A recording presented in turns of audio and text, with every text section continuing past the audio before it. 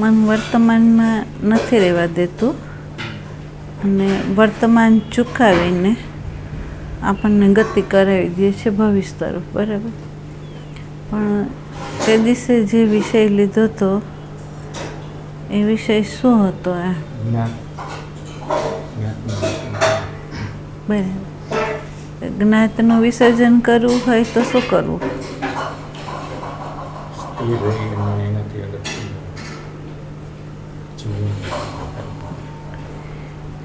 સ્થિર રહીને જોવું, એનાથી અલગ થવું, તો એનાથી એમ તો અલગ નહીં થવાય, તો ભાનમાં ક્યાં રહેવું?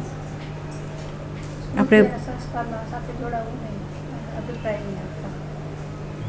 એટલે પ્રથમ સ્મૃતિ અને સંસ્કાર પ્રગટ થાય, એટલે એ પ્રગટ થતા અવરોધક પરિબળ નથી.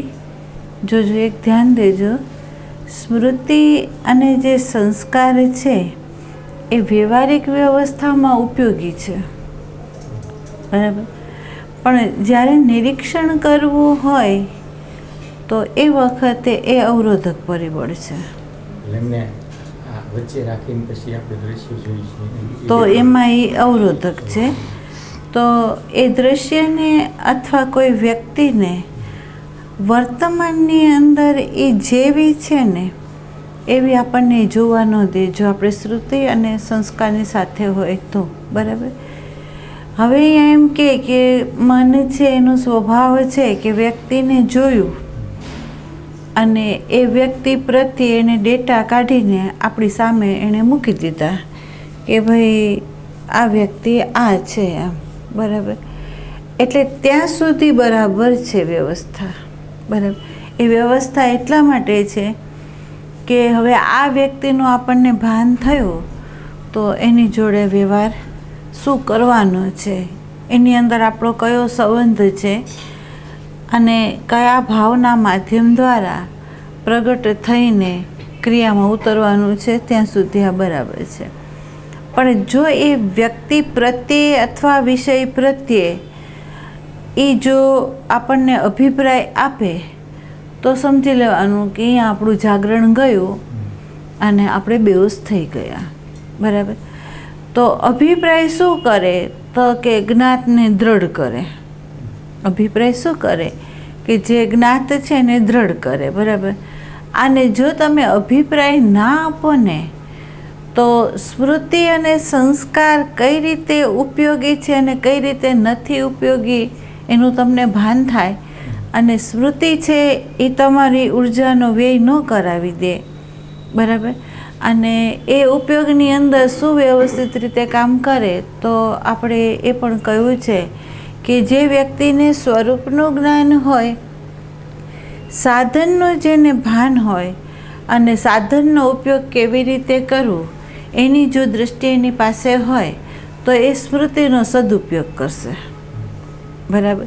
જેવી રીતે આપણે એમ કહીએ કે કોઈ વ્યક્તિ જેટલી ડીપ ગઈ પ્રકૃતિની અંદર તો એણે પ્રકૃતિના કેટલાય રહસ્યોને બહાર કાઢીને આપણી સામે એવા સાધનો મૂક્યા કે જે સાધનોના માધ્યમ દ્વારા આપણે સહેલાઈથી વ્યવહાર કરી શકીએ છીએ અને સમય બચાવી શકીએ છીએ, બરાબર. એટલે ત્યાં વ્યવહારિક વ્યવસ્થા માટે એનો ઉપયોગ છે. પણ જ્યારે કોઈ દ્રશ્યને જોવું હોય, પ્રકૃતિને પ્રકૃતિના રૂપમાં જ એને જાણવી હોય અથવા એ જેના આધારમાં છે ત્યાં સુધી આપણે જવું હોય તો આ સ્મૃતિ અને સંસ્કાર મોટામાં મોટા આવરણ છે.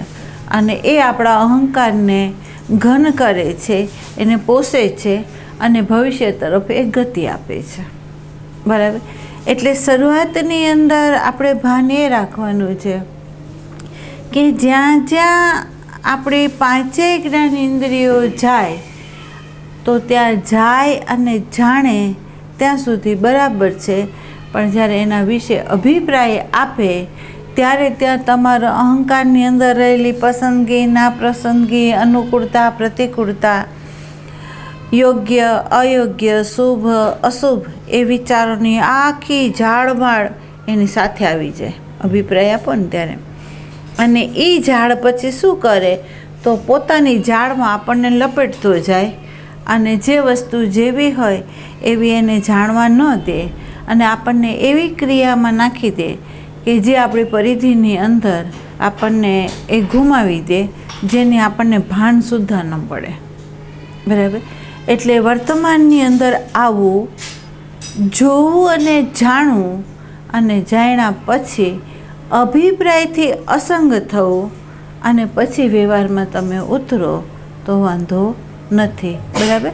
એનાથી જ્ઞાત છે એ ધીમે ધીમે ધીમે ધીમે ધીમે જેમ જેમ એનો અભિપ્રાય આપણે આપશું નહીં તેમ તેમ એ પાતળો થતો જશે, એનું મૂલ્યાંકન તૂટતું જશે અને આપણી યાત્રા છે એ બરાબર અંતરંગ સુવ્યવસ્થિત થતી જશે. બરાબર. બીજું એક સમજાયું છે વિવેક, જેની અંદર સ્થૂળ દેહથી બતાવ્યો છે વિવેક, મનના માધ્યમ દ્વારા તમને બતાવ્યો, બુદ્ધિના માધ્યમ દ્વારા તમને બતાવ્યો, હું અને છુનો વિવેક પણ તમને બતાવ્યો છે. બરાબર. જે વિષય છે કે મન છે એ વર્તમાનની અંદર રહેવા નથી દેતું અને આ જ્ઞાતની સાથે તાદાત્મ્ય થઈને જ્ઞાતમાંથી જ અભિવ્યક્ત કરી અભિપ્રાય આપી ભૂતકાળનો આધાર લઈ ભવિષ્ય તરફ ગતિ કરીને વર્તમાન ચૂકાવી દે છે. તો એ કેવી રીતે ચૂકાવે છે એનો વિષય આપણે લગભગ એમ સમજો તો 6-7 સત્સંગ એવા થયા છે કે કેવી રીતે ચૂકાવે છે. બરાબર. નેત્રના માધ્યમ દ્વારા, કર્ણેન્દ્રિયના માધ્યમ દ્વારા, રસના ઇન્દ્રિયના માધ્યમ દ્વારા પણ જો આપણી અંદર વિવેક ન હોય તો ઉર્જાનો વ્યય આ બધાની અંદરથી થઈ જાય છે. બરાબર. એટલે આપણે ઉર્જા બચાવવી હોય અને અંતરંગ યાત્રા જો આપણે કરવી હોય તો અભિપ્રાયથી મુક્ત થવું. બરાબર. એના પછીનો જે વિષય છે એ એવો છે, ચેતના તમારી કઈ પ્રકારની છે. જે પ્રકારની તમારી ચેતના હોય એ ચેતના અનુસાર તમારી યાત્રા હોય. બરાબર. ચેતનાનો અર્થ થાય છે કે તમારા સંસ્કાર, તમારું જ્ઞાન, તમારી જે માહિતી છે એ કયા પ્રકારની છે અને કયા પ્રકારની માહિતી કે જ્ઞાનનો આધાર લઈને તમારું આ ચિત્ત છે એ બહિરંગ કઈ રીતે ગતિમાન થાય છે એને હવે તમારે જાણવી પડે. કે જેમ તમને તે જે સમજાવ્યું તો કે મૂઢ અજ્ઞાની હોય તો એ કેવો હોય, અજ્ઞાની હોય તો કેવો હોય, સાધક હોય તો કેવો હોય, અને જેની યાત્રા શરૂ થઈ ગઈ હોય તો એ કેવું હોય. તો અહીંયા તમારી ચેતના કઈ પ્રકારની છે. બરાબર. જે પ્રકારની તમારી ચેતના હોય એ પ્રકારે તમારા સ્થૂળ દેહથી સ્થૂળ સંબંધો હોય. બરાબર. અને સૂક્ષ્મ દેહ અનુસાર તમારા સૂક્ષ્મ દેહ સાથેના જે સંબંધો હોય એ પણ એ પ્રકારની તમારી ચેતના હોય ને એ પ્રકારે તમારા સંકલ્પો હોય, એ પ્રકારે તમારા ભાવો હોય, એ પ્રકારે તમારા વિચારો હોય. બરાબર. અને એ જે પરિબળ છે એ ચેતનાના માધ્યમ દ્વારા સંયોગમાં આવેલું છે. જો એ ચેતના આ સંસ્કાર અને સ્મૃતિથી જો રહિત થઈ જાય તો એની જે ગતિ છે એ ચૈતન્યમાં જ રહે, ચૈતન્ય સિવાય એની ગતિ ના હોય. એનો જ્યાં જ્યાં સંગ થાય તો એ ચેતનનો જ થાય, પણ સંસ્કાર અને સ્મૃતિનો ન થાય. બરાબર. એટલે આપણે થોડા ડીપ ઉતરીએ કે ખરેખર આકર્ષણ જે છે આપણી અંદર, આકર્ષણનું જે પરિબળ છે એ કેવી રીતે આપણને આકર્ષે છે અને કેવી રીતે આપણા ચિત્તને એની તરફ એ લઈ જાય છે. તો તમને ખ્યાલ હોય તો સ્થૂળ દેહે આપણે આવીએ તો સ્થૂળ દેહની અંદર તમે જુઓ તો સજાતીયતા અને વિજાતીયતા, તો પુરુષ અને સ્ત્રી છે. એ પુરુષ અને સ્ત્રીની અંદર પુરુષને સ્ત્રી તરફ આકર્ષણ છે, સ્ત્રીને પુરુષ તરફ આકર્ષણ છે. કેમ? તો સજાતીય અને વિજાતીય જોડી છે. બરાબર. જ્યાં વિરુદ્ધ હોય એ તરફ આપણી વૃત્તિ તરત ખેંચાતી હોય. બરાબર. બીજું એક છે કે અંદરના ભાવ જે હોય, જે પ્રકારના હોય તમારા, એમ ભાવ તમોગુણી પણ હોય, ભાવ રજોગુણી પણ હોય, ભાવ સત્વગુણી પણ હોય. તો એના જે પ્રકારના ભાવ હોય એ પ્રમાણે એવા વ્યક્તિઓનો એ સંગ કરે, અને જેની અંદર એ પ્રકારના સજાતીયતા અનુસારનું પરિબળ ન હોય તો તમે ત્યાં વિજાતીય પરિબળ આવે તો તમે એનો સંગ કરતા નથી. જો સ્થૂળ દેહે વિજાતીયનો સંગ, સ્થૂળ દેહે વિજાતીય તરફ આકર્ષણ અને વિજાતીયનો સંગ રાખે છે સ્થૂળ દેહ. સૂક્ષ્મ એ આપણે જો જોઈએ તો આપણને ખબર પડે છે કે આપણું જે હૃદય છે એ જ્યાં સજાતીય ધારા હોય ને એની સાથે એની બેઠક ઉઠક હોય છે, પણ જ્યાં વિજાતીય હોય ને ત્યાં એની બેઠક ઉઠક નથી હોતી. બરાબર. એવી જ રીતે આપણા વિજ્ઞાનમય કોષની અંદર અનુકૂળ આપણા જે વિચારો છે એ જ્યાં લાગુ પડતા હોય આપણા, તો એની સાથે આપણી બેઠક ઉઠક છે, એની સાથે સંબંધ છે. પણ જ્યાં આપણા વિચારોનો મેળ ન પડતો હોય તો એની સાથે આપણે બેઠક ઉઠક રાખતા નથી. બરાબર. ત્રીજું છે કે જે જાગ્રતમાં જાગ્રત રહીને કોઈ ઘટના ઘટી હોય, ઘટના એવી હોય કે એ કદાચ અહંકારને આઘાત પણ દેતી હોય, ઘટના એવી પણ હોય કે જે અહંકારને સુખદ પ્રસંગ ઘડીને એને પોષતી હોય. આ બે વખતે આપણે સમગ્રતાથી આપણા દેહની અંદર આપણે હાજર હોય છે. બરાબર. અને એ હાજરી હોય છે એટલે શું થાય છે કે એ વખતે જે કંઈ ઘટના હોય ને એની યાદી આપણને લાંબા કાળ સુધી રહે છે, જેને આપણું મન છે એની વિસ્મૃતિ એ કરતું નથી. કેવી રીતે? તો ધારો કે હું એમ કહું કે તમારા 50 વર્ષની જે આયુષ છે એ આયુષ્યની અંદર તમારા જીવનના જે પ્રસંગો હોય મને કહો, તો આવા જે પ્રસંગો હશે કે કાં સુખદ હશે કાં અતિ દુઃખદ હશે, તો એ પ્રસંગોની તમને યાદી હશે, એ વ્યક્તિની યાદી હશે, એના બનેલા જે ઘટનાઓ છે તમારા હૃદયની અંદર કઈ રીતે એણે આઘાત પહોંચાડ્યો છે એનું તમને ભાન હશે.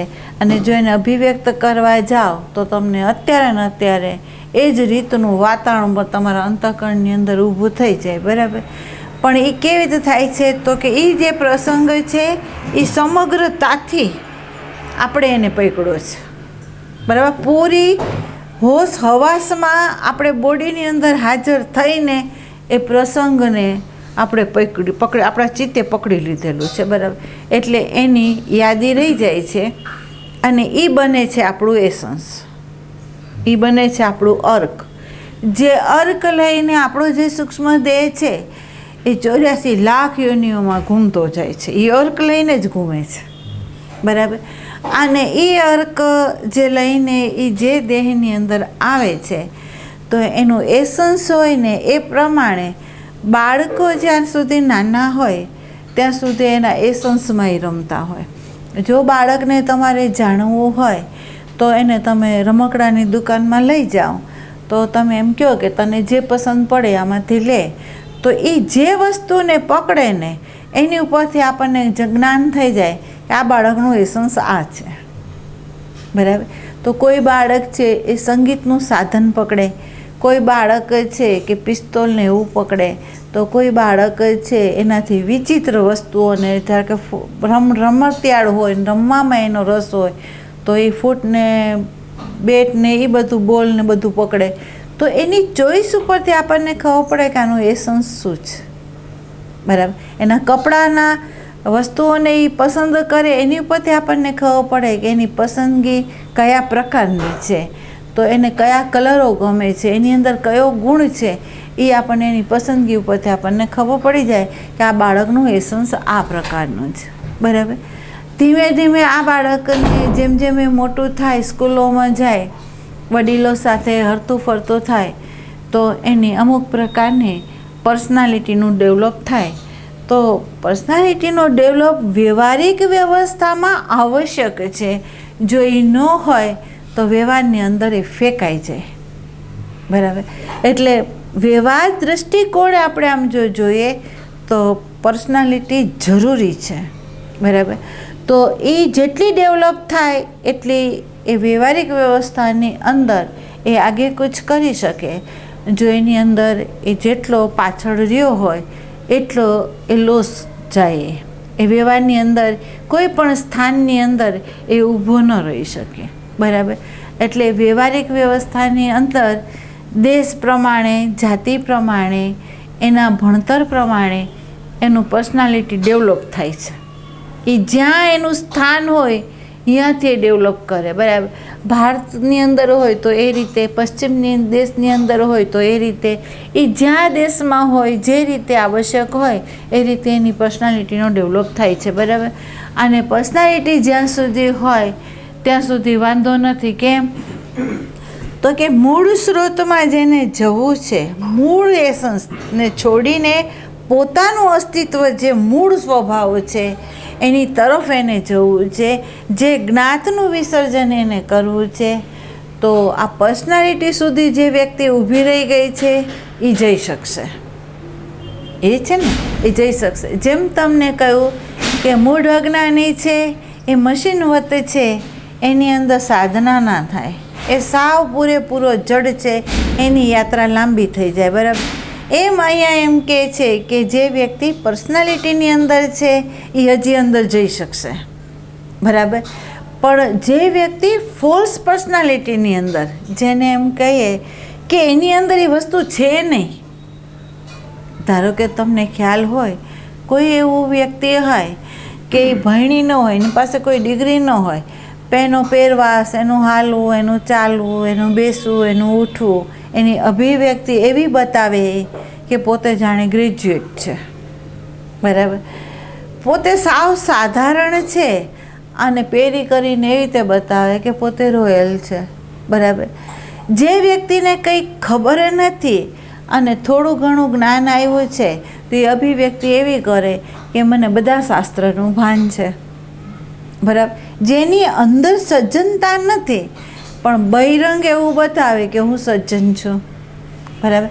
એટલે જે વસ્તુ અંદર ન હોય એનાથી ઓપોઝિટ એ જે બારે બતાવા જાય ને એને આપણે એમ કહીએ કે એવી જે વ્યક્તિ છે જેણે દાંભિક મોરું પકડી લીધું છે, બરાબર. હવે એ દાંભિક મોરું જે છે એ એટલું ઘન થયેલું છે કે એને તમે એમ કહો કે તું તારા જે સ્થાન છે સ્થાનથી નીચે ઉતરી આવ અને તું સામાન્ય છો એનો સ્વીકાર કર, તો જેણે દાંભિક મોરું પકડ્યું છે એ આ વસ્તુનો સ્વીકાર નહીં કરી શકે, બરાબર. તો અહીંયા એમ કહે છે કે ફોલ્સ પર્સનાલિટી વાળો જે વ્યક્તિ છે એની જે ચેતના છે એ એવી છે કે એવા દાંભિક લોકોની જોડે જ એ રહે અને દાંભિકતાનું મોરું પહેરીને એ સમાજની અંદર એવી રીતે આવે કે પૂરેપૂરો અંધ થઈને એનો વ્યવહાર હોય, એની અંદર અરાજકતા એ ફેલાવે. પણ એને અંતરયાત્રામાં જો જોવું હોય તો આ દાંભિક મોરું એને સખત થઈને ઊભું છે એટલે એ ઉતારી ના શકે, બરાબર. એટલે તમને ખ્યાલ હોય તો આપણને બધાને ખબર છે કે રજવાડાઓની અંદર રાજકુમાર થઈને જેણે વૈભવો ભોગવા, એ પર્સનાલિટીમાં જે જીવા એવા મહાવીર છે, બુદ્ધ છે, એને પોતાના મૂળભૂત એસન્સે પોકાર કર્યો. એનું જે એસન્સ હતું જન્મ જન્માંતરનું, એ એસન્સે એને પોકાર કર્યો અને એને ફટ દઈને એ પર્સનાલિટી છોડવી હતી એને છોડી દીધી અને એનો મૂળ એસન્સ જે હતું એ પ્રમાણે એને અંતરયાત્રામાં એ સાધનો પકડીને એ લોકો ચાલ્યા, બરાબર. જેની અંદર ભાવ કેન્દ્ર હતું તો ભક્તિના માર્ગે આવેલા અને જેની અંદર આપણે એમ કહીએ કે બુદ્ધિનું પ્રાગટ્ય વિશેષ રૂપે હતું તો એ લોકો શાસ્ત્રના અધ્યયનના માધ્યમ દ્વારા એ હાલ્યા, બરાબર. પણ એ હાયલા અંતરયાત્રા કરી શક્યા કેમ? તો કે પર્સનાલિટી હતી પણ ફોલ્સ નહોતી, જે જોઈએ એ રીતની એની હતી, બરાબર. તો એ એસન્સ તરફ ગતિ એણે કરી, બરાબર. અને આ અર્ક જે છે, આ જે અર્ક છે એ એસન્સથી ઉપર ઉઠવું હોય ને તો એ સદગુરુની સન્મુખ જાય ને તો સદગુરુ એના એસન્સને જાણી લે, અને એસન્સને જાણ્યા પછી એને જે પ્રકારે આંગળી ચીંધવી હોય એ પ્રકારે એને સાધન આપીને આંગળી ચીંધીને એને એસન્સને ના આધારે લઈને એને મૂળ સ્ત્રોત તરફ એને જવા દે, ત્યાં સુધી એ ન જાય. બરાબર. તો ચેતના છે એ સ્થૂળ દેહની દૃષ્ટિકોણે જોઈએ તો વિજાતીયતામાં આકર્ષણ છે એનું, એની સાથે એનો સંબંધ છે. બરાબર. જે ભાવોમાં છે એના જે પ્રકારના ભાવો હોય, રજોગુણી હોય, તમોગુણી હોય, સત્વગુણી હોય, તો મન એવી વ્યક્તિઓ સાથે, એવા સ્થાન સાથે, એવા કેન્દ્રો સાથે એ સંબંધને એ જોડી દે છે. બરાબર. અને જો એનાથી થોડી વિકસેલી હોય ને બુદ્ધિગામી હોય તો એ એવા વ્યક્તિઓ સાથે, એવા જ્ઞાનીઓ સાથે એની સાથે સંયોગ જોડે છે. બરાબર. તો થયા આ 3 પ્રકારની જે ચેતનાઓ છે એમાં ફોલ્સનું તો આમાં જવાની કોઈ શક્યતા જ નથી, પણ આ પર્સનાલિટીને એસન્સવાળા છે એ આની અંદર યાત્રા કરી શકશે. બરાબર.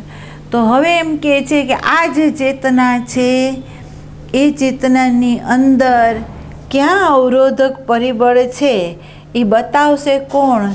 તો કે આપણો જે સદગુરુ છે એ આપણને બતાવશે. બરાબર. કે શુદ્ધ ચૈતન્યની જે શક્તિ છે જે આપણી અંદર હર પલ હર ક્ષણ મન, બુદ્ધિ, ચિત્ત, અહંકારને પ્રકાશી રહી છે, અને અંતઃકરણની અંદર અવસ્થાઓ જે પ્રકારના તરંગો હોય, જે પ્રકારના ભાવો હોય, જે પ્રકારની વિચારની ધારાઓ હોય એને પ્રકાશતો રહે છે. એવું શુદ્ધ ચૈતન્યવાળી જે ચેતના છે એ કોની બને? એમ તો કે જે પર્સનાલિટીમાંથી એસન્સમાં આવે અને જે એસન્સને છોડી દે અને મૂળ સ્ત્રોતમાં એ જો જાય તો એને આ દ્રષ્ટા છે, આ જે સાક્ષી છે એનો બોધ થાય. નહીં તો આ 3 જે બહારની ચેતનાઓ છે એ શું કરે? તો બહિરંગે તમને એવા સંબંધો જોડાવે, એવી ધારાઓને પકડાવે, અને એ સાધન જે છે એને છોડાવતું નથી, પછી સાધનને પકડીને હાલે. બરાબર. તો હવે આપણે અહીંયા સભાન થવું છે કે ખરેખર તમે ફોલ્સમાં છો કે પર્સનાલિટીમાં છો. અહીંયા સભાન થવાનું છે. જેમ તમને કીધું કે તમે મૂળ અજ્ઞાનમાં છો, અજ્ઞાનમાં છો, સાધકમાં છો, મુમુક્ષુમાં છો, ક્યાં છો તમે? બરાબર. અહીંયા તમારે એ જોવાનું છે કે ખરેખર તમે જે રીતના છો એ પ્રકારે જ તમારી ધારાને તમારું હોવાપણું છે વ્યવહારમાં, કે અહીંયા તમારું દાંભિકપણું છે. જોજો, અધ્યાત્મના માર્ગે જેમ રામાયણની અંદર એમ કીધું સરળ મન ન મન કુટિલાય. આ માર્ગ એવો છે કે જેની અંદર પ્રમાણિકતાની આવશ્યકતા રહેશે, એમાં અપ્રમાણિકપણું ચાલશે નહીં. બરાબર. તમે જગતને છેતરવા માટે આ બધું કરશો તો કદાચ જગત છેતરાઈ જશે, પણ પરમાત્મા, આપણો આત્મા આનાથી છેતરાય એમ નથી. બરાબર. તો હવે આપણે આપણી યાત્રા શરૂ કરી છે. જેમ તમને કીધું કે આપણે ટિકિટે કપાવી લીધી છે, સ્ટેશને આવી ગયા છે, તો એ ગાડીમાં આપણે બેસવું છે. તો તમે જુઓ કે તમારી જે ચેતના છે એ કયા પ્રકારની છે અને કયા સંયોગમાં એ જોડાવા માંગે છે, કોનો સંગ કરવા માંગે છે, કોનો નથી કરવા માંગતો બહારથી. બરાબર. એ તમારે શોધવું પડશે. બરાબર. તમે શોધો કે તમને કોનો સંગ જોવે છે. બીજું એક કે તમે એ પણ શોધો કે તમારી ચેતના છે એને રસ કેમાં છે. જેમ તમને એમ કહીએ કે સંસારની અંદર સતત જીવાવાળી જે વ્યક્તિ હોય એ આપણા ટોળાની અંદર જો આવી જાય ને તો એ બોર થઈ જાય, એને ગભરામણ થાય આપણા ટોળાની અંદર. કારણ કે એને વાત અલગ-મલગની કરવી છે, એને નિંદા કરવી છે, એને અભિપ્રાયો આપવા છે, અને આપણે આગળ એ વસ્તુઓ નથી, આપણે નિષ્ક્રિય છીએ એમાં. તો આપણી પાસે એવા કોઈ શબ્દો જ નથી કે જે શબ્દની અંદર આપણે વાતનો સૂર છેડીએ. બરાબર. તો બહુ તો આપણે બોલી શકશું કે બરાબર છે ને, આનંદમાં ને, પછી એનાથી આગળ આપણી પાસે શબ્દો નથી હોતા. બરાબર. તો એની ચેતના છે એ આ ચેતનાની સાથે બેસી નહીં શકે. જોજો, નિરીક્ષણ કરજો, તમારું નિરીક્ષણ તમે પોતે કરજો કે તમને કઈ વ્યક્તિની સાથે બેસવું ગમે, જે તમારા અહંકારને પોષે છે એવાની સાથે બેસવું ગમે છે, કે પછી જ્યાં અહંકાર જાજુવાર પ્રવૃત્ત ના થાય અને નિષ્ક્રિય રહેતો હોય એવાના સંગમાં તમને ગમે છે, એ જોવાનું. બીજું એક છે કે સત્વગુણી હોય, રજોગુણી હોય, તમોગુણી હોય. જેમ આપણે એમ કહીએ કોઈ વ્યક્તિ રજોગુણી હોય એને સતત પ્રવૃત્તિ ગમે, બરાબર, અને સત્વગુણી હોય એ પ્રવૃત્તિથી નિષ્ક્રિય થાય, એને પ્રવૃત્તિ બહુ ન ગમે, બરાબર. તો હવે એવી વ્યક્તિ હોય તો તમારે એ જોવાનું કે તમારી ચેતના છે એ આવાની સાથે બેસવા માંગે છે કે પછી જે નિવૃત્ત છે એની સાથે બેસવા માંગે છે. એમાં એ ધ્યાન દેવાનું છે. કાયરતા નથી ને, પ્રમાદપણું નથી ને, વાસ્તવિક આ સ્થિતિ તમારી ચેતનાની છે એ જાણી લેવાની છે, બરાબર. તો હવે તમે એ નિરીક્ષણ કરો કે આવી સ્થિતિની અંદર પણ તમારી ચેતના છે એ કેમાં રસ લેવા માંગે છે. આવી વ્યક્તિઓની જોડે રસ લેવા માંગે છે કે આ વ્યક્તિની સાથે. ધારો કે એમ કહે કે જે વ્યક્તિ મંજીરા લઈને ભજન ગાતી હોય, ભંડારા કરતી હોય, તો એવા લોકોની જે ચેતના હોય એને અહીંયા લઈ આવવો જોઈએ. એ ભાગી જાય. એને કહો કે તું 15 મિનિટ આંખ બંધ કરીને બેસ, તો એ નહીં બેસી શકે, કારણ કે એની ચેતના આ પ્રકારની નથી. એની ચેતના કેવી છે તો કે રજોગુણી છે, બરાબર. એને સતત પ્રવૃત્તિ જોઈએ છે, એને સતત બોલવું છે, એને સતત ભાવની અભિવ્યક્તિ કરવી છે, અને અહીંયા આપણે એનાથી વિરામ પામેલા છે, બરાબર. તો અહીંયા તમે જુઓ તો તમારી ચેતના એવાનો સંગ કરવા માંગે છે કે જ્યાં લય થવાની પ્રવૃત્તિઓ ચાલે છે, જેમાં લય થયું છે એના સંગમાં રહેવા માંગે છે. એ નિરીક્ષણ તમારે ખુદને કરવું કે તમારી ચેતના કયા પ્રકારની. કેમ તો લાંબા કાળની યાત્રા છે, લાંબા ટાઈમનો સંયોગ જોઈએ છે. તો તમારી સજાતીયતા હશે એની અંદર સંબંધ લાંબો રહેશે, વિજાતીયતા હશે તો અધવચ્ચેથી તૂટી જશે, બરાબર. આ થયો વિષય 12નો, જેમાં સ્થૂલ અને સૂક્ષ્મ જે દેહ છે એ સજાતીયતાની અંદર એ સંબંધ રાખી શકે છે, વિજાતીયતાની અંદર સંબંધ રાખી શકતી એ નથી, બરાબર. થોડા ઊંડા ઉતરો. સજાતીયતા અને વિજાતીયતાનો મૂળ અર્થ જે છે એ એવો છે કે સંબંધ સજાતીયતામાં આ બહિરંગ વાત આપણે કરી કે વિચારની ધારા, ભાવની ધારા, અંતઃકરણની લયમાં પ્રવૃત્તિ નિવૃત્તિવાળું જેનું ચિત્ત છે એની અંદરે સજાતીયતા માંગે છે અંતઃકરણ, વિજાતીયતા સાથે એ સંબંધ રાખવા નથી માંગતું, અને સ્થૂલની અંદર એ વિજાતીયતામાં એનું આકર્ષણ છે અને એમાં એ ખેંચાઈ જાય છે, બરાબર. અંતરંગ આપણે ઊંડા જઈએ તો અહીંયા એમ કહે છે જેને ગુરુ દૃષ્ટિ મળી, જેને આ થઈ જ્યાં સુધી ગુરુ દૃષ્ટિ નથી મળી ત્યાં સુધીના સંબંધો છે કે સજાતીયતામાં સંબંધ છે, વિજાતીયમાં સંબંધ નથી. આકર્ષણ છે એ વિજાતીયતામાં છે, સજાતીયતામાં નથી. અને ઊંડા ઉતર્યા અને આપણને ગુરુ દૃષ્ટિ મળી તો એને એમ કહ્યું કે સજાતીયતા અંદર અને બહાર ક્યાં છે, વિચારોમાં છે, ભાવોમાં છે, વ્યવહારોમાં છે, ક્યાં છે. તો એને સ્પષ્ટ સંત કહે છે કે જ્યાં સત છે, જે સતના આધારે અંદરે મન બુદ્ધિ ચિત્ત અહંકાર કાર્યરત છે, અને બહિરંગે સતના આધારે જ આ વિશ્વ છે પ્રગટ થયેલું છે, અને આ વિશ્વની અંદરે જે પ્રકૃતિ ગતિમાન છે એ પણ સતના આધારે છે. તો અંદર અને બહાર સંબંધ ક્યાં છે? તો કે સજાતીયતામાં સંબંધ છે. અને વિજાતીયતા જે છે, જેને આપણે એમ કહીએ છીએ કે સંસ્કાર અને જે સ્મૃતિ છે, જેને આપણે નાના શબ્દોમાં લઈ આવે તો આપણે એમ કહીએ કે અહંકાર જે છે, જે નામ અને રૂપવાળો છે, બહારથી થોપાયેલો છે, એ વિજાતીય છે. બરાબર. તમને ખ્યાલ હોય તો ગંગા સતીએ કીધું છે, સજાતીય વિજાતીયની જુક્તિને જાણી લેવી. બરાબર. સજાતીયતા અને વિજાતીયતાની જે જુક્તિ છે એને તમારે જાણી લેવી. એમ તો આપણે જાણવું છે શું?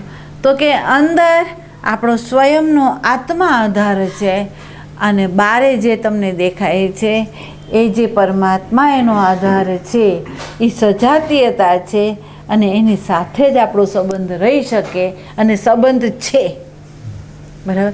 વિજાતીય જે છે એની સાથે આપણો કોઈ સંબંધ નથી. બરાબર. એમાં કોઈ આકર્ષણ નથી, એની અંદર કોઈ આકર્ષણ નથી. બોધ થયો એટલે જીવન મુક્ત સંત કહે છે કે આત્માની સાથેનો સંબંધ છે, તો આકર્ષણ રાખશું શેની ઉપર? પ્રભાવિત થશું શેની ઉપર અમે? બરાબર. તો ચેતના છે તમારી જે પ્રકારની છે, એ ચેતના એ વર્તમાન ચૂકાવે છે. બરાબર. જ્યાં સુધી આ ચેતનાનો તમને પૂરેપૂરો પ્રકાશ તમે ન કરો ત્યાં સુધી એ વર્તમાનમાં આ ચિત્ત છે એ આવશે નહીં. બરાબર. તો જેમ તમને ત્યાં પ્રકાશ આપ્યો છે કે કેમાં ઊભા છો? મૂઢ અજ્ઞાનીમાં ઊભા છો, અજ્ઞાન. જો એક ધ્યાન દેજો, મૂઢ અજ્ઞાની એને કહેવાય કે જે પોતાનો ચાલ્યો ચાલતો જ નથી, સમાજનો ચાલ્યો ચાલે છે, સમાજ કે એમ એ કરે છે અને સમાજ અનુસાર જ એની દરેક પ્રવૃત્તિની વિચારધારા છે અને એ જ એના આદર્શો છે, એ જ એની પસંદગી છે, એ જ એની માન્યતા છે. જે મૂઢ અજ્ઞાની છે એ પૂરેપૂરો મશીન છે. બરાબર. ફોલ્સ પર્સનાલિટી વાળો પણ એવો છે કે જેને હૃદય જ નથી, પૂરેપૂરો દાંભિક છે, એ કંઈ શ્રવણ કરતો નથી, કોઈનું માનતો પણ નથી, ધાર્યું એનું પોતાનું જ કરે છે ને સતત એની પ્રવૃત્તિ છે છેતરવાની. બરાબર. પોતાની જાતને પણ છેતરે છે અને બીજી વ્યક્તિઓને છેતરે છે. દાંભિક હોય એ બધી રીતે છેતરે છે. બરાબર. અને એનો અહંકાર એટલો ઘન છે કે એને નમવાનું તમે કહો તો એ નમી ન શકે. બરાબર. તો તમારે જોવાનું છે કે તમારી જે ચેતના છે એને પહેલાં નિરખી લો. એકાકી વર્તમાનમાં નહીં રહે, એ સતનો સંબંધ નહીં કરવા દે, એ વર્તમાનનો સંબંધ નહીં કરવા દે. શું કરશે? તો કે સજાતીયતા હશે ત્યાં એના ભાવ અનુસાર એ વહી જશે, સજાતીયતા હશે ત્યાં જ્ઞાન અનુસાર વહી જશે, વિજાતીયતા હશે એમાં એનું આકર્ષણ રહેશે. બરાબર. તો આમાંથી આપણે ઉઠી જવું છે. બરાબર. કારણ કે આપણે શુદ્ધ વર્તમાનની અંદર આવવું છે. જે શુદ્ધ વર્તમાનની અંદર માન્યતા કે માહિતી એનો આધાર નથી, એનો આધાર છે સત. બરાબર. તો ત્યાં આપણે આવવું છે. કેવી રીતે તમે આવશો? જેમ આપણે અહીંયા કહ્યું કે અભિપ્રાય છે એ અહંકારને પોષી લે છે, જ્ઞાતને દ્રઢ કરે છે અને પરિધિની અંદર નાખી દે છે. બરાબર. અહીંયા તમારી જે ચેતના છે એ ચેતના બહિરંગ ગતિ કરાવે છે, એવા સંબંધોમાં તમને જોડાવી દે છે અને સાથે સાથે બીજું શું કરે છે તો કે જે વિજાતીયતા છે એમાં આકર્ષણ થાય છે અને આકર્ષણ અનુસાર એ ભોગનું સાધન બની જાય છે. બરાબર. તો તમારી ચેતનાને ઓળખો કે ક્યાંક એ ભોગનું સાધન તો નથી બનતું ને, ક્યાંક વિજાતીયતાની અંદર એનું આકર્ષણ તો નથી ને. જ્યાં એને સજાતીયતા લાગે છે એ ખરેખર ભાવમાં છે, વિચારમાં છે, શેમાં છે? એમ તો એ બહિરંગ સ્થૂળ અને સૂક્ષ્મના સંબંધમાં જોડાશે, એનો આધાર હશે એની અંદર એ નહીં જોડાય. આપણે આધાર સુધી નહીં જઈ શકીએ. કેમ? તો આ વસ્તુ એવી છે કાં તો એસન્સ આપણને બાંધે છે, કાં તો પર્સનાલિટી આપણને બાંધે છે, પણ મૂળ જે ચેતન છે એમાં એ ગતિ નથી થવા દેતો. બરાબર? તમને ખ્યાલ હોય એ બેમાં પણ ઝઘડો છે, બેમાં ઝઘડો છે. કેવી રીતે તે પણ બતાવો. કોઈ વ્યવહાર તમને કરવામાં માટે કોઈ કરાવે વ્યવહાર તમને અને કરવામાં આવે તો ઘણીવાર તમારા મોઢામાંથી એવા શબ્દ નીકળે કે સ્થાન એવું છે કે જેની અંદર એવી સત્તા છે, એવો વ્યવહાર છે, એવી ડિગ્રી છે, જે વસ્તુ તમને કરવી નથી, જે તમારા એસન્સમાં એ નથી, અંદરનો માયલો એ કર્મ કરવા ના પાડે છે, અને ઉપરનું જે પરિબળ છે, જે પર્સનાલિટીનું જે પરિબળ છે, એ એમ કહે છે કે આમ કરવું પડશે. બરાબર? તો અંદર માયલો ના પાડતો હોય અને બારે કરવું પડતું હોય, એ બેની વચ્ચે સંઘર્ષ થતો હોય, બેની વચ્ચે સંઘર્ષ થતો હોય, અને કોઈ પણ તમે કાર્ય કર્યું હોય ને એમાં તમારો આનંદ ના હોય, પીડા હોય અંદર. બરાબર? તો આપણે પહેલાં તો એ જોવું પડે કે આપણું એસન્સ શું છે, ખરેખર આપણી અંદરનું માયલો છે એ શું કરવા કહે છે, અને બહારનું જે પરિબળ છે એ આપણને શું કરાવી રહ્યું છે એ જોવું પડે. બરાબર? અને એની અંદર એ જોયા પછી તમારી અંદર જો સત્સંગ હોય અને જો વિવેક હોય તો તમારે એવું લાગતું હોય કે અહીંયા પર્સનાલિટી જે કહે છે એ બરાબર છે, સત્સંગના આધાર ઉપર, તો તમારે એ કરવું. અને જો તમને એમ લાગતું હોય કે મારું એસન્સ એમ કહે છે કે આ ન કરવું, તો એ મારે નહીં કરવાનું. બરાબર? સજાતીયતા તમારું ત્યાં આવી જાય અને તમને ખ્યાલ આવે કે આ યોગ્ય નથી. બરાબર? નહીં તો અંદર સંઘર્ષ થશે બે વિચારો ઉપર, જેને આપણે એમ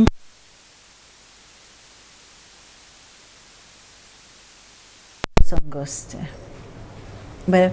એમાં આપણે જાગરણ કરી દીધું તો પછી એ આપણી ઉર્જાનો વ્યય નથી કરતું. બરાબર? અને યથાવત એ આપણને એવું કર્મ કરાવે કે જે આપણને અંદર આનંદ આપે. બીજું એક છે કે એસન્સની એવી તાકાત છે કે ગતિ વધારે આપી શકે, જેમાં તમને રસ છે. બરાબર? જેમાં રસ નથી એની અંદર હું તમને કામ કરવાનું કહું તો તમે કરશો ખરા, પણ પરાણે હશે. જેની અંદર ઉર્જા બે બાજુથી વ્યય થતી હશે, એક સ્થૂળ દેહથી વ્યય થતી હશે, એક અંદરનો માયલો ના પાડે છે એટલે સંઘર્ષ કરતો હશે કે સારું ગમતું નથી ને મારે આ કરવું છે, મારે આ ગમતું નથી ને મારે આ કરવું છે. બે બાજુ ઉર્જાનો વ્યય. બરાબર? પણ એસન્સ હોય અને એ પ્રમાણે આપણને કોઈ કામ સોંપવામાં આવે તો આપણે રસથી, પ્રેમથી એ કર્મ કરવા તત્પર થઈએ છીએ. બરાબર? તો અહીંયા જાગરણ આપણે એ રાખવાનું છે કે આપણી જે ચેતના છે એ ચેતના કયા પ્રકારની છે, એને કયું સાધન હોય, કયો સંગ હોય, કઈ પ્રકારની એની આંતરસ્થિતિ છે, એ પ્રમાણે જોઈ સમજી લે અને એનાથી મુક્ત થાય અને એને જે બાજુ ગતિ કરવી હોય એનો આધારે એ લેવા શરૂ થાય તો એ અંતરયાત્રામાં એ જઈ શકે, નહીં તો ન જઈ શકે. એટલે તમારે અંદર પ્રમાણિક રહેવું પડશે. બીજું એક છે, તમને ખબર હોય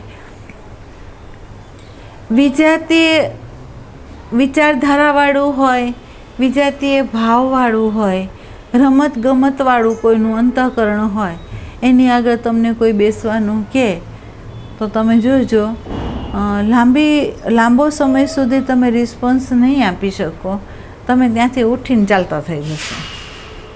બરાબર? કેમ? તો તમારી ચેતના એના પ્રકારની નથી, એના યોગ્ય તમારી ચેતના નથી, એટલે તમે ત્યાંથી ખસી જાઓ છો. બરાબર? તો હવે આપણે અધ્યાત્મની યાત્રા કરવી છે તો પહેલાં તમારી ચેતનાને જાણી લો, અને જાણ્યા પછી ક્યાંથી ઉઠી જવું છે, ક્યાંથી અસંગ થઈ જવું છે, એ તમે કરો તો તમારી યાત્રા આગળ ચાલે, નહીં તો યાત્રા આગળ ચાલે નહીં. બરાબર? એટલે વર્તમાન ચૂકાવે છે આ ચેતના. કારણ કે ચેતના અનુસાર સંબંધ છે, ચેતના અનુસાર ગતિ છે, ચેતના અનુસાર વિષયોમાં આકર્ષણ છે અને વિષયો આપણને ભોગવી રહ્યા છે આપણી ચેતના અનુસાર. બરાબર? એટલે આપણે ઘણીવાર કહીએ ને કે આ વ્યક્તિની ચેતના જેવી છે કે એ અહીંયા ન રહી શકે, એ અહીંયા જ વયું જાય અને ત્યાં જ એને મજા રહે. એમ જે આપણે કહીએ છીએ ને કે આ વ્યક્તિને અહીંયા જ એનો આનંદ છે, અહીંયા એનો આનંદ નથી. એમ તો તમારી ચેતનાને જાણો. ચેતના વર્તમાન ચૂકાવી દે છે. હવે આમાં પ્રશ્ન હોય તો મને કહો. ચેતના એટલે સંસ્કાર. બરાબર? ચેતના એટલે તમે કયા પરિબળને વધારે ભાર દો છો, સમાજનું કયું મૂલ્યાંકન છે કે તમને એ પ્રકારે જીવડાવે છે. આમ એમાં સજાગ થાઓ કે તમે ક્યાં છો. અહીંયા પ્રમાણિક બનો અને પ્રમાણિકતાથી આગળ વધો. એમ દાંભિક હોય તો એને ઉતારો, એ આગળ નહીં જઈ શકે. એમ એ મોરું તો આપણે ઉતારી જ દેવું પડશે. વાસ્તવિક જે હશે એનો સ્વીકાર કરવો પડશે તમારે.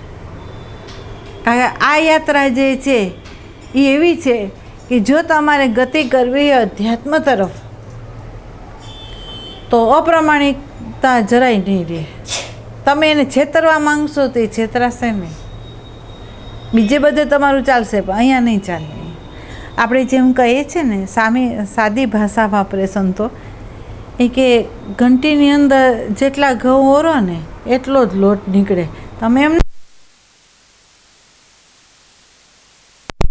નાખો તો જ નીકળે. બરાબર? જેટલા ડગલા માંડો એટલી કપાય, પણ તમે ડગલા જ ન માંડો તો કપાણું છે એમ નહીં કહી શકો. બરાબર? એમાં અહીંયા એવું છે કે અહીંયા તમે એમ કહો કે હું કંઈ પણ ઉતાર્યા વગર આમાં મારે હાલવું છે તો હલાશે નહીં. અહીંયા પ્રમાણિક રહો તમે અને જોઈ લો તમારી ચેતના કઈ પ્રકારની. એવા લોકોની જોડે બેસો, ઉઠો, એનો સહયોગ લો. કારણ કે અંતરયાત્રામાં એ સપોર્ટ કરશે, બીજો નહીં કરી શકે. વિરુદ્ધમાં તમે જશો, વિજાતીયતામાં જશો તો એ તમને કાં તો નીચે લઈ આવશે અને કાં તો તમારા અહંકારને પોષી દેશે, પણ તમને એ દિગંબર જે થવાનું છે એ દિગંબર નહીં થવા દે. બરાબર? તો પહેલાં તમારી ચેતનાને ઓળખો. જેમ આપણે એમ કહીએ કે ઘણા લોકોનું કેવું એવું હોય, જો એક વસ્તુને ધ્યાન દેજો, અનાદર કોઈ વસ્તુનો આ શરીર નથી કરતું. અનાદર છે ને, મારી અંદર અનાદર કોઈ વસ્તુનું નહીં થાય. કેમ? તો એક વસ્તુની ખબર છે કે જે બાળક જ્યાંથી ચાલે છે, જે બાળક છે એ જ્યાં ઊભો છે ત્યાંથી એ ચાલે છે. બરાબર? તો એની યાત્રાની શરૂઆત તો પછી થશે, પણ એ ડગલા જે માંડશે એમાં એ આધાર એ જે રીતનો હશે ને એ રીતે એ આધાર લેશે. બરાબર?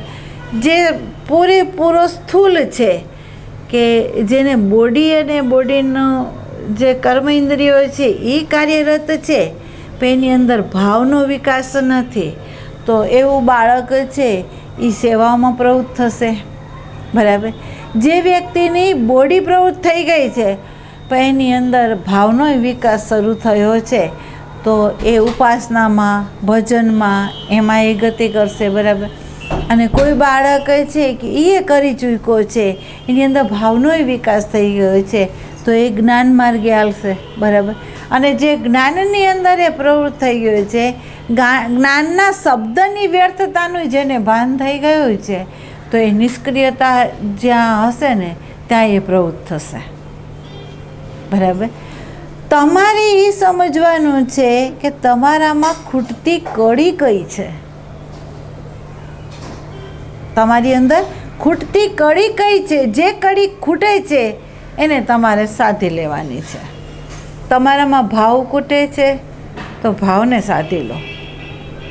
પણ એક વસ્તુ તમને હું કહી શકીશ કે આ બધા જે સાધનો છે એની યાત્રા લાંબી છે, પણ જે વ્યક્તિ ખરેખર વર્તમાનની અંદર જીવતી હોય, વર્તમાનમાં રહીને જોતી હોય અને જાણતી હોય, તો એની અંદર જો એને સત્સંગ મળ્યો હોય, જેમ ગીતાની અંદર એમ કહેવામાં આવ્યું છે પ્રથમ જ્ઞાન.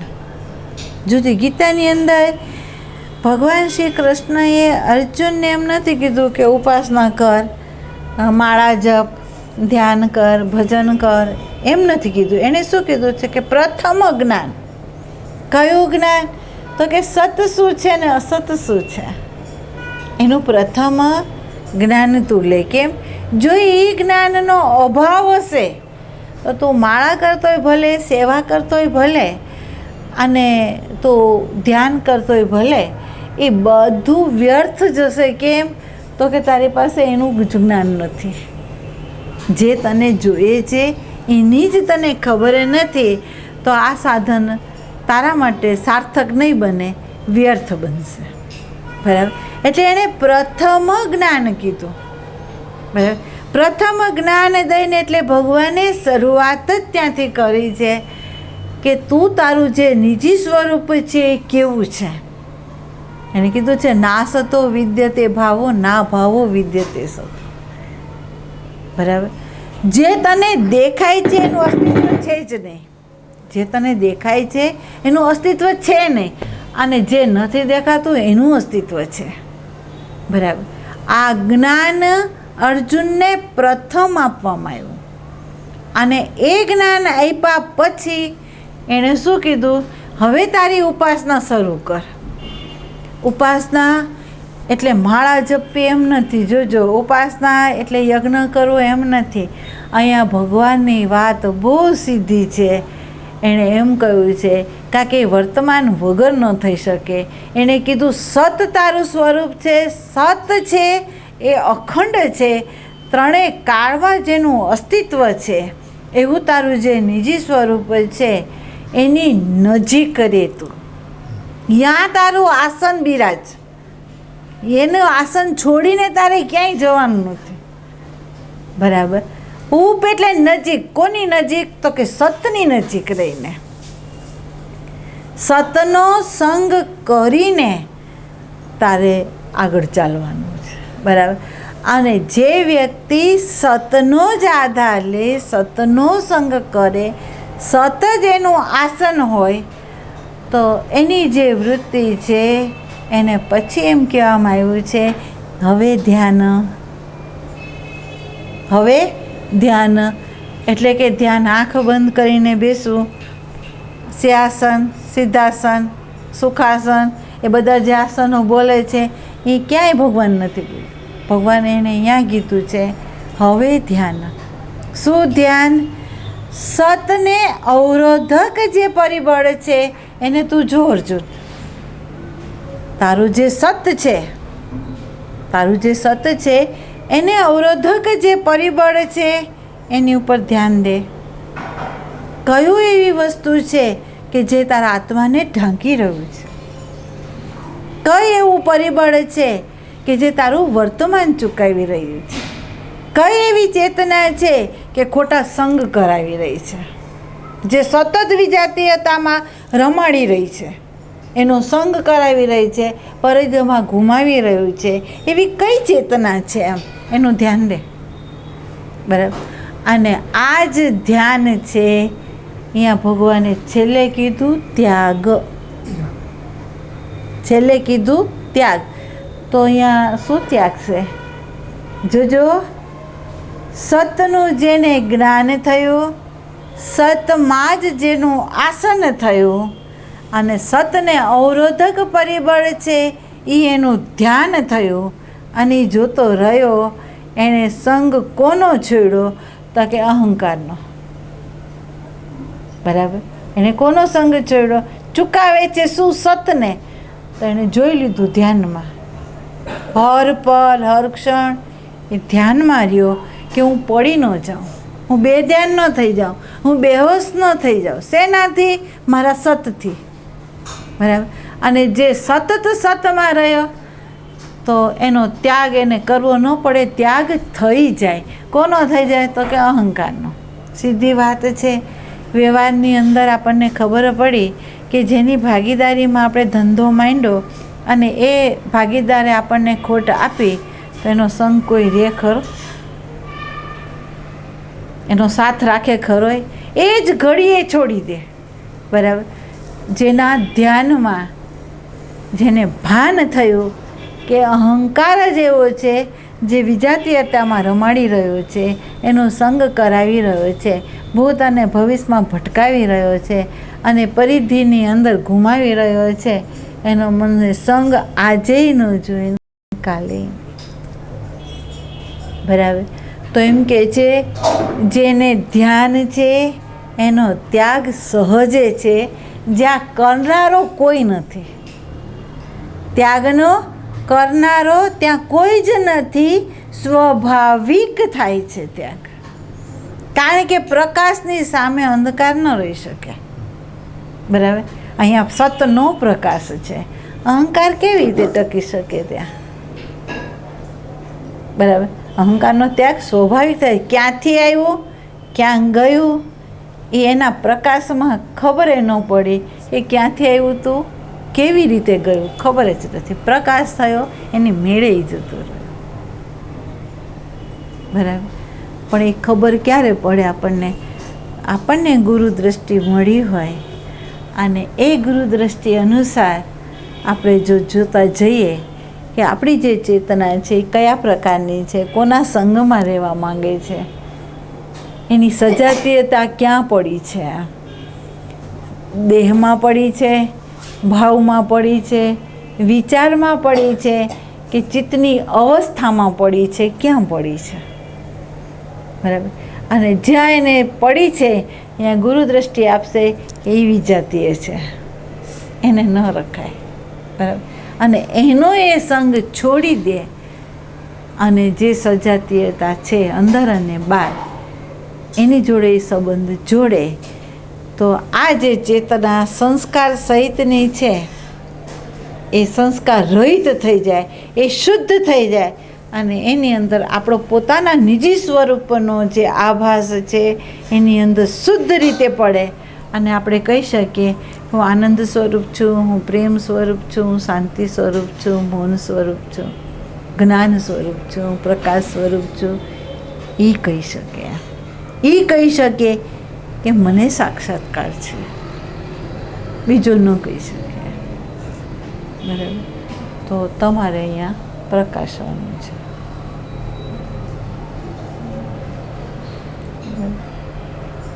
હવે આમાં પ્રશ્ન હોય તો કહો.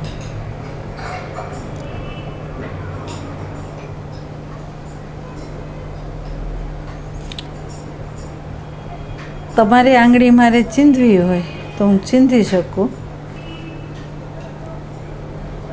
મને આમ જ અનુભવ છે, હું આમ જ છું, એની ઉપર પૂરેપૂરી ચોકડી મારો. હા, પૂરેપૂરી.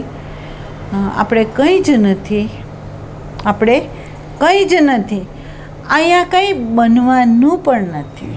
બનવું એ જ અજ્ઞાનતા, કંઈ ન બનવું ને એ જ્ઞાન. બરાબર. આ મને થાય છે અને મારી યાત્રા છે તો તમને દૃષ્ટિ આપી અને એ દૃષ્ટિથી હવે તમે જોઈ લો કે ખરેખર ટિકિટ કપાવી તમે બેસી ગયા, જોઈ લેવાનું. બરાબર. હું કહું એમ નહીં, હું તો તમને એમ કહું કે તમે તરી ગયા, પણ તમારે જોવું પડે કે ખરેખર તમે તર્યા, તમારે જોવું પડે. બરાબર. અહીંયા આપણું અંતઃકરણ આપણું પ્રમાણ બનશે. બરાબર. આ દૃષ્ટિથી તમે જોઈ લો કે તમને શું ગમે છે, તમારી કઈ પ્રકારની ચેતના કામ કરવા તત્પર થાય છે, કયા સંબંધમાં જોડાવા એ માંગે છે, કયો અહંકાર એ ઊભો કરવા માંગે છે, એ જો. એટલે કોઈ વ્યક્તિ એમ કે, એટલે એક સીધી સાદી વાત છે કે ટોચે ચડ્યા પછી જેણે તમને ખ્યાલ હોય કે સુરત હોય એને હું ત્રીજે ચોથે માળેથી પૂરેપૂરું ન જોઈ શકું, પણ એક સૌથી ઊંચામાં ઊંચી બિલ્ડિંગ હોય ને એની અગાસીએ જોઈને હું જોઉં તો આખું સુરતનું દર્શન મને થાય. બરાબર. અને એ દર્શન મારા માટે વર્તમાન જ હોય. હું એમ ન કહું કે કાલે મેં પશ્ચિમ દિશાનું જોયું સુરતનું, પરમ દિવસે પૂર્વનું જોયું, આજે મેં આ જોયું, એમ હું નહીં કહું. એને હું સમયમાં નહીં લાવી શકું. મારા માટે વર્તમાન જ છે અને વર્તમાનની અંદર પૂરેપૂરું સુરત મેં જોઈ લીધું. બરાબર. અને જોયા પછી એની જે વ્યર્થતા હોય અને એની જે વાસ્તવિકતા છે એ બેયનો બોધ થઈ જાય મને. બરાબર. જીવન મુક્ત સંત છે એને સજાતીયતાનું ભાન થયું. આધાર છે અંદર અને બહાર એક સરખો જ છે. એની અંદર નથી કોઈ અનુભવ, એની નથી અંદર કોઈ તરંગો. એ સાવ સામાન્ય રૂપમાં વિલસી રહ્યો છે, જેની અંદર વિશેષ રૂપે પણ ક્રિયા નથી. બરાબર. જે કંઈ અનુભવ, જે કંઈ ક્રિયાઓ, જે કંઈ દર્શન છે એ આપણે કહી શકીએ કે અંતઃકરણની ઉપાધિમાં છે, આયનાની ઉપાધિ એ છે અને આયનો એ સત નથી એવું જેને જ્ઞાન થયું તો એ અંતઃકરણના જે અનુભવો હોય ને એ સંત ન સ્વીકારે. કારણ કે બધાય જે અનુભવ છે ને એ તમારું જે જ્ઞાત છે એ અનુસાર છે. બરાબર. અને યાત્રાની અંદર તમે જ્યાંથી ચાલ્યા હોય એ સ્ટેશનની તમે વાત કરશો. બરાબર. ધારો કે કોઈ વ્યક્તિ હોય અમદાવાદથી ચાલે, કોઈ વ્યક્તિ રાજકોટથી ચાલે, કોઈ વ્યક્તિ વાપીથી મુંબઈ જાય. બરાબર. રાજકોટવાળા અમદાવાદ, સુરત બધાનો અભિવ્યક્તિ કરીને આપણને જ્ઞાન આપે. બરાબર. પણ જે વ્યક્તિ સુરતથી ચાલી હોય એ રાજકોટને અમદાવાદની અભિવ્યક્તિ ના કરે. બરાબર. અને એક વ્યક્તિ મુંબઈમાં જ થાય છે તો એને એ ખબર નથી કે રાજકોટ ક્યાં છે, અમદાવાદ ક્યાં છે, સુરત ક્યાં છે, વાપી ક્યાં છે. એ એમ કહે છે મુંબઈ છે બસ. બરાબર. તો યાત્રા જ્યાંથી જે વ્યક્તિ કરે છે એની યાત્રા અંતઃકરણને અનુલક્ષીને છે. બરાબર. એના અનુભવો એ અંતઃકરણને અનુલક્ષીને જ હોય. બરાબર. એની જ્ઞાત અનુસાર એની અવસ્થાઓ હોય. બરાબર. પણ એકેય અવસ્થા આત્માની નથી, તો એનો પ્રકાશક છે. તો જેનો પ્રકાશક હોય એને કેવી રીતે આપણે કહીએ કે આ બન્યો કે આ બનશે કે હાલી રહ્યો છે, એમ કેવી રીતે આપણે કહીશું એને. બરાબર. એટલે નકારી કાઢવાનો, રિજેક્ટ કરવાનો, ઉતારી પાડવાનો આ જે અંદરનો ઇન્ટેન્શન સંતમાં નથી. સાચું છે એ કહે છે, સાચું આ છે. બરાબર. હવે આ સાચું છે તો પ્રકૃતિનું ઐશ્વર્ય વ્યક્ત હોય કે અવ્યક્ત હોય એની અભિવ્યક્તિ એના માટે ગુણ. બરાબર. એટલે એ સાંભળવા તત્પર ના થાય. બરાબર. એટલે આપણો અનાદર નથી, પણ અનાદર જ્યાં આપણે ઊભા છે ને એનો છે. આધારનો એ આગ્રહ રાખે છે કે આધાર તરફ ગતિ કરો, અહીંયા આપણે ઊભું નથી રહેવું. બરાબર ને? તો અહીંયા હાલવાનું છે.